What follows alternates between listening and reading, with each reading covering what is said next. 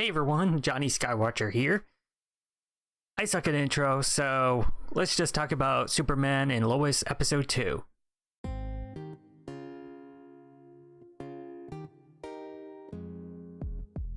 Before I get to anything, I'll just flash a general spoiler warning. Sometimes I get into spoilers a lot, sometimes I don't. I just like to cover it from the beginning. May or may not get into spoilers, so if you care about that sort of thing, pause the video and go ahead and watch the episode and come back. So what happened last episode? Superman and Lois started out with a great pilot, I thought. It introduced the twins, who are apparently a new thing. After Crisis of Infinite Earths erased the reality as we knew it, where Superman and Lois had just one baby who had just been recently born. Now they have twins who are teenagers, so they must have been born a while ago. I don't think there was any fast aging process. It's just changed the timeline entirely. So the twins, were born in, 15 or whatever years ago. So that's just the way it is. The episode also introduced the villain, who was just in armor for most of the episode. We did get our first glimpse of it at the very end of the episode, and a name, which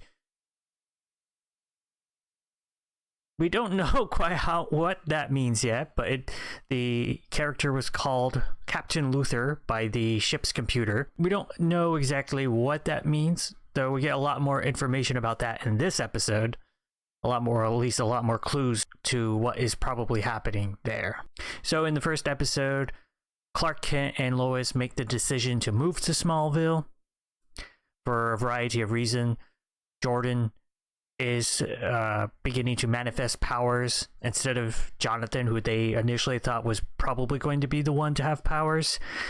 He did the whole eye blast at the teenage party after kissing the one girl, which was really weird because Jordan goes to kiss this girl who is Lois Lane's daughter, and her boyfriend sees him, freaks out, and then there's like just a huge fight. Like, come on. These Smallville guys are just total dicks. Like, I get that he's jealous and whatever, but it's just so much machismo. Like, come on. Obviously it's not like he just forced himself on her. When she pulled back, he stopped. So they overreacted way too much, and they started beating up on them like crazy, and Jordan eye blasted, which apparently nobody else saw, I guess. The other thing I forgot to mention was Lois Lane is sort of investigating this Morgan Edge taking over the town of Smallville, or doing some sort of bad deal with them. The main thing that happened in this episode is Clark Kent takes Jordan to his Fortress of Solitude, which seems a little unfair that he's just taking the one twin. I understand why, because he's the one manifesting powers, but at the same time, you gotta feel a little bad for Jonathan. He's being left out. And of course I feel bad because, like, I'm a Jonathan, so I'm on Jonathan's side, even though I'm not really a football player or anything like that. And he gets to see the Fortress of Solitude, and because of what happened with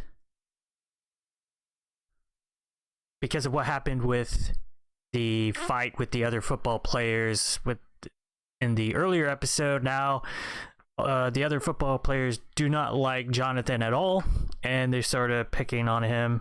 Morgan Edge is basically having this town hall where they're discussing adding jobs, and Lois Lane, of course, is questioning that and saying that, well, what about this other town that you said you were going to bring jobs to, and apparently you ended up pulling out, getting what you wanted and pulling out. And of course, he wasn't too happy about that.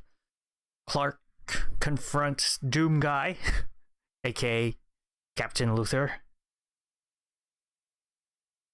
Yeah, and this is the scene where Jonathan is experiencing bullying from the football players because of what happened in the earlier episode, which seems a little bit overreaction. I mean, come on. Like, I understand that Jordan was making a move on your girlfriend, but gosh, these guys are just, I really hated the other high schoolers, especially this whole idea where, of course, she's going to say, oh, well, you don't know him like I do. You know, he's actually pretty sweet. No, he's just an ass. I don't know. I feel like at a certain point with a girl like that, even if you're not trying to make a move on her, if her boyfriend is that much of a douche, you got to say, like, yeah, I don't really want to be around you, because if you think someone like that is so great, then what does that say about you? And so feelings, of course, but, you know, not too bad. It hasn't gotten into CW teen drama territory yet. I mean, of course, you have some teen drama. You have teenage characters, but it's not overwhelming yet. That could still happen in this show, but we're still in like normal territory. And if it becomes if it becomes the main plot of the show, then I'll probably say something. But right now, this is fine. Clark talks to Jor-El, and he pretty much says that the amount of powers that Jordan is showing when they do a scan isn't really anything at all. It's, you know, it's probably going to disappear. So there seems to be some sort of element of mystery there. I saw someone say online that they think that it might be a thing where Jordan and Jonathan have to be near each other in order for the powers to work. That could be a thing. Or maybe they both have powers but only around each other. They go to a cookout with Lana Lang, and of course, I gotta look up her character. I think it's Sarah Cushing. Yeah, Sarah Cushing, I think. So yeah, they just talked to her a bit, and of course you have some tension between Lois Lane and Kyle Cushing, because she's the one asking all these questions, and he's pretty pro Morgan Edge. And then Clark ends up having to go away to fight this guy again, Captain Luthor. He sort of attacks this military base. You find out it's pretty much so he can talk to General Lane, because he wants Lane to realize how dangerous Superman can be, like he does. And so they end up fighting, and it turns out it's just a robot, and he's just controlling it remotely. But Lane, fortunately, because he gives Lane this Superman emblem sort of thing, and I thought he was going to keep that a secret.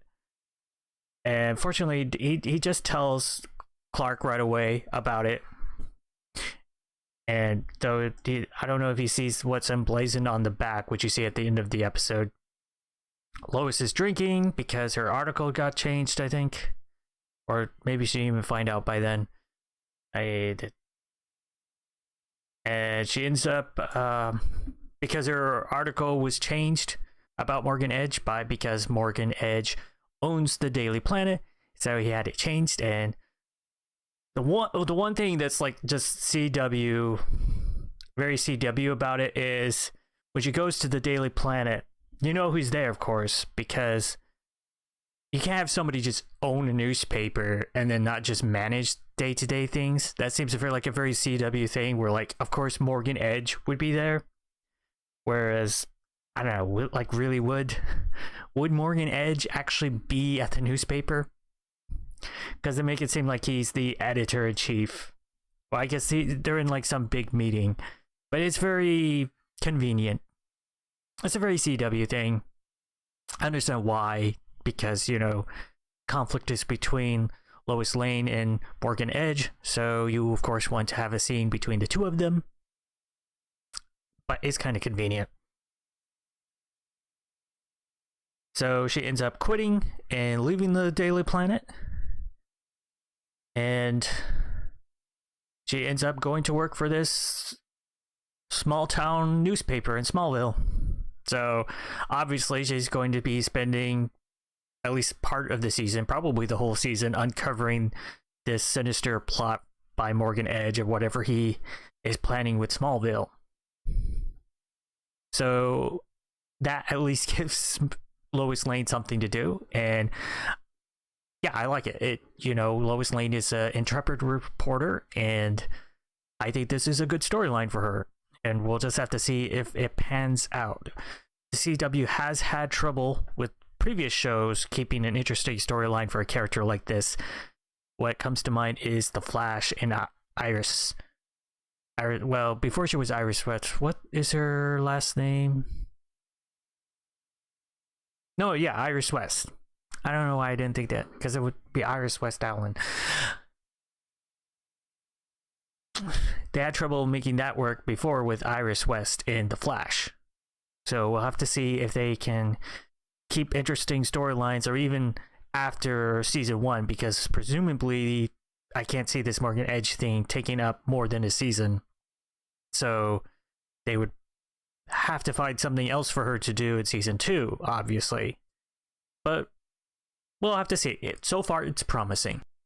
And then for your final thing, you get this sort of flashback, and you find out what is going on with Captain Luthor. It seems pretty clear to me that he is probably from a different universe before Crisis of Infinite Earths destroyed everything. Now, it could be more complicated than that, but that seems like the easiest answer.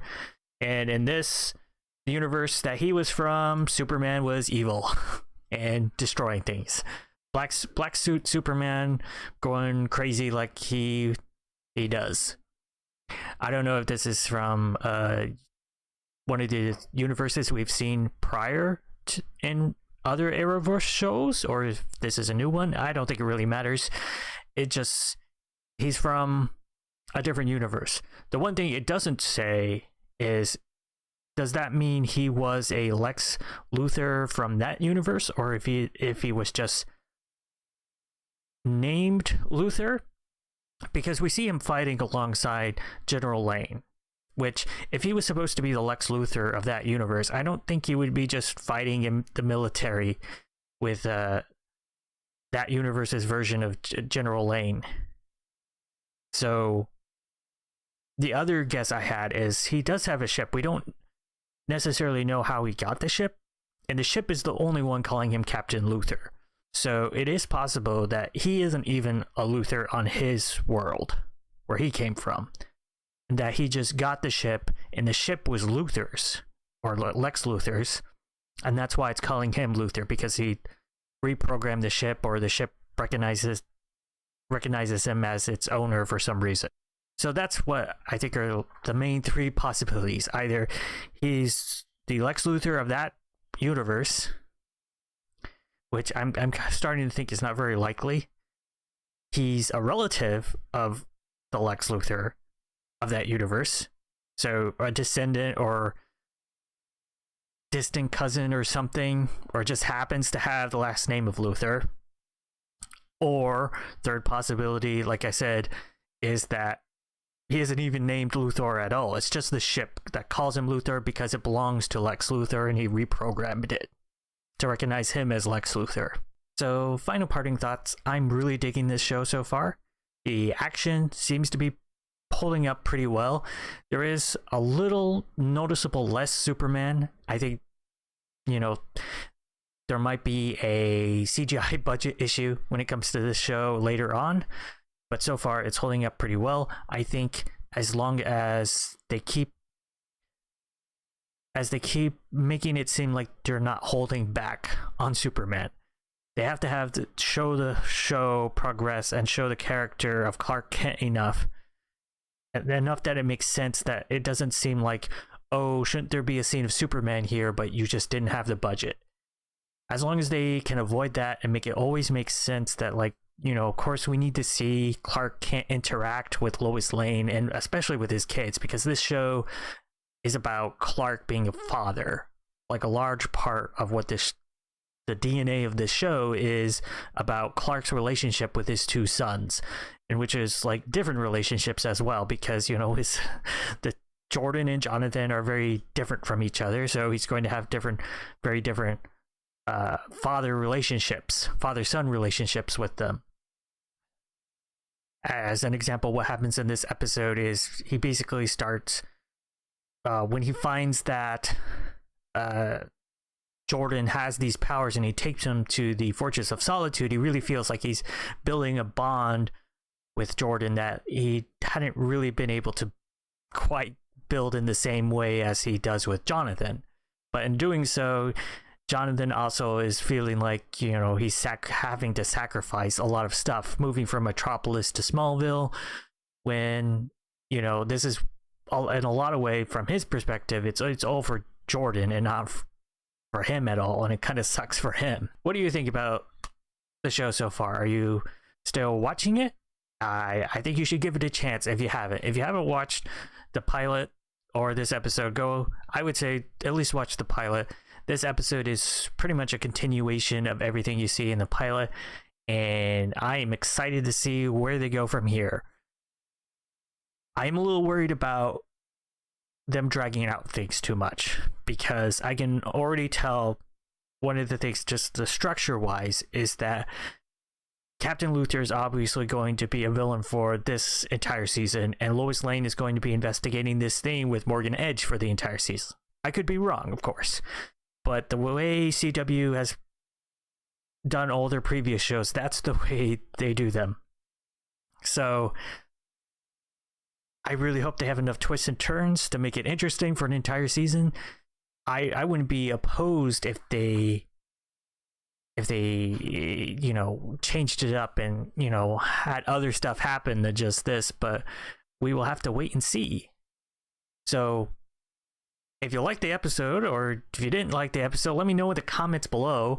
If you like this video, go ahead and click that like button. It helps out a lot. Or go ahead and click the dislike button, and I will see you in the next video. Bye.